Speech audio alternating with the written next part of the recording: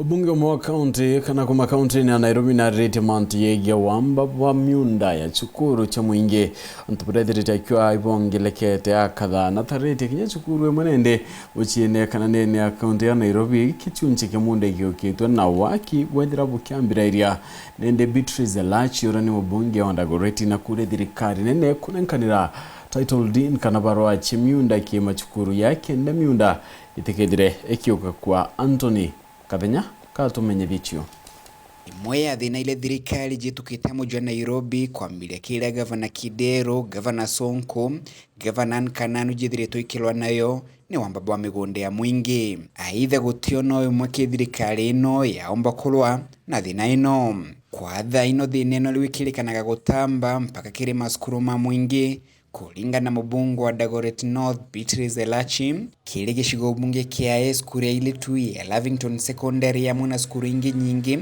jili UGWATINE munene bagutaisunse bia migunda kere yamba baba. When I came to the school, I was a bit surprised to find I have a developer who has decided to put a boundary inside the school compound, and I really questioned and asked myself, how is this school now? Because we are fighting a lot of land grabbers within Lavington. Kulingana na Lachi tikishigo bunge kia yake mateta mawamba ba migunde ya Cukuru methirite makigwika kona jondi ja Nairobi na kwithirwa antu balaba kuya migunde eno ni antu bena mbesa na mainya miako no kaendelete Cukuru ino. We have a problem in Westlands on Bishop School, which also is a pull and push, and I know they are also going back to court. And so in Dagoretti North, so we have most of my schools that are really in the areas that people feel are areas that are more of value.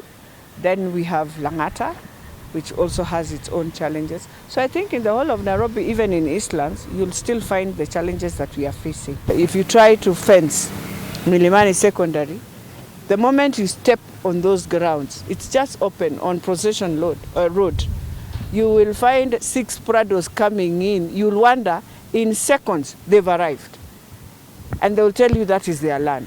So the best thing is government to give schools of Nairobi their title deeds, and so that they are able now to know where are our boundaries, how do we plan for the school. Mubungo jwa Dagoretti North Beatrice Lachi liuni ya thirikari kwambiria mubango wa gutigira Cukuru jonde ja thirikari ikona title deeds kenda kuingira WAAMBA bobo. Akere idhegi atikire ntukuji jiteo ntubobo kiendelea ana kiri Cukuru ino bambo gotigwa batina wakudidhiria mithako.